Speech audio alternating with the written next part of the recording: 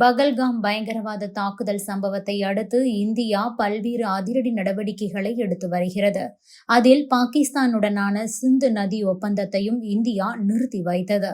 இந்த நிலையில் சிந்து நதி விவகாரத்தில் பாகிஸ்தான் முன்னாள் வெளியுறவுத்துறை அமைச்சர் பிலாவல் பூட்டோ பகிரங்க மிரட்டல் விடுத்திருக்கிறார். சிந்து நதியில் தண்ணீர் ஓடாவிட்டால் இந்தியர்களின் ரத்தம் ஓடும் என ஆணவமாக பேசியிருக்கிறார். ஜம்மு காஷ்மீர் யூனியன் பிரதேசத்தில் உள்ள அழகிய இடம் பகல்காம். சுற்றுலாவாசிகளின் சொர்க்க பூமியாக உள்ள இந்த இடத்திற்கு நாடு முழுவதிலுமிருந்து கோடை காலங்களில் சுற்றுலா பயணிகள் திரள்வது வழக்கம். இங்குள்ள இயற்கையான சூழல், குளிர்ச்சியான தட்பவெப்பநிலை சுற்றுலா பயணிகளை மெய்சிலிர்க்க வைக்கும். மினி சுவிட்சர்லாந்து என அழைக்கப்படும் பகல்காமில் கடந்த 22ஆம் தேதி பயங்கரவாதிகள் வெறியாட்டம் நடத்தினர். சுற்றுலா பயணிகள் மீது நடத்தப்பட்ட கொடூர தாக்குதலில் 26 பேர் பரிதாபமாக உயிரிழந்தனர்.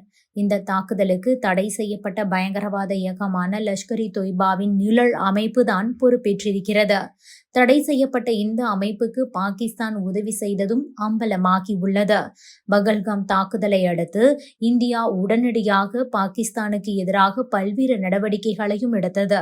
பயங்கரவாத தாக்குதல் நடத்தியவர்களுக்கு கற்பனை செய்ய முடியாத அளவுக்கு தண்டனை கொடுக்கப்படும் என பிரதமர் மோடி சூளுரைத்தார். எதிர்க்கட்சிகளும் மத்திய அரசு எடுக்கும் அனைத்து நடவடிக்கைகளுக்கும் ஆதரவாக இருப்போம் என கூறியிருக்கிறது. சிந்து நதிநீர் ஒப்பந்தத்தை ரத்து செய்த இந்தியா பாகிஸ்தானுக்கு ஒரு சொட்டு கூட நீர் போகாத வகையில் நடவடிக்கை எடுக்கப்படும் என தெரிவித்திருக்கிறது. சிந்து நதிநீர் நிறுத்தப்பட்டால் பாகிஸ்தானில் கடும் தண்ணீர் பஞ்சம் ஏற்படும்.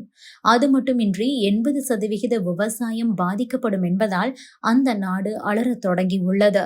இந்தியாவின் இந்த மரண அடியால் அச்சமடைந்திருக்கும் பாகிஸ்தான் அடாவடியாக பேசி வருகிறது. சிந்து நதிநீர் நிறுத்தப்பட்டால் அதை போராகவே கருதுவோம் என பாகிஸ்தான் பேசியிருக்கிறது. தனது வான்பரப்பில் இந்திய விமானங்கள் பறக்கவும் தடை விதித்துள்ளது. தற்போது எல்லையிலும் அத்துமீறி துப்பாக்கி சூடு நடத்தி வருகிறது. பாகிஸ்தானின் இந்த தாக்குதலுக்கு இந்தியாவும் தக்க பதிலடியை கொடுத்து கொண்டிருக்கிறது.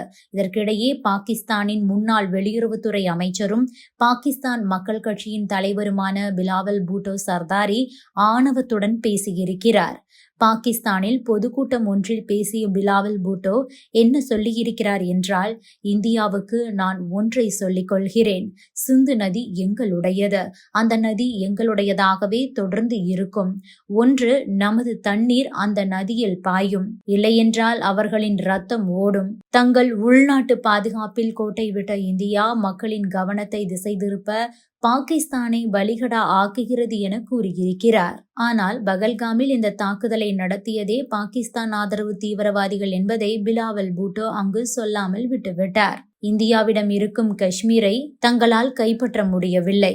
இதனால் பயங்கரவாதிகளை ஏவி காஷ்மீரில் அமைதியை சீர்குலைத்து வருகிறது பாகிஸ்தான்.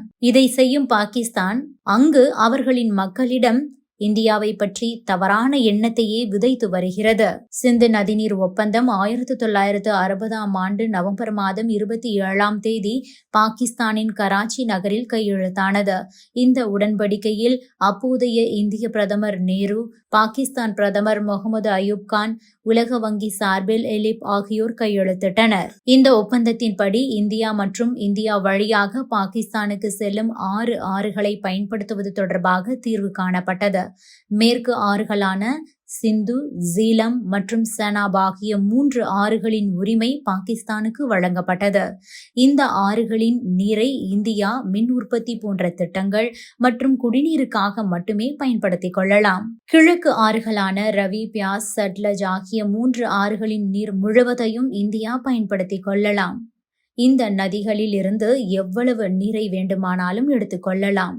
சிந்து நதிநீர் அமலில் இருந்ததால் இந்த நதிகளின் குறுக்கே அணைகள் கட்டுவதற்கும் நீரை எடுப்பதற்கும் இந்தியாவால் முடியாமல் போனது. தற்போது இந்த தடை நீக்கப்பட்டிருக்கிறது. எனவே விரைவில் இனி இந்தியா புதிய அணைகள் கட்டும்.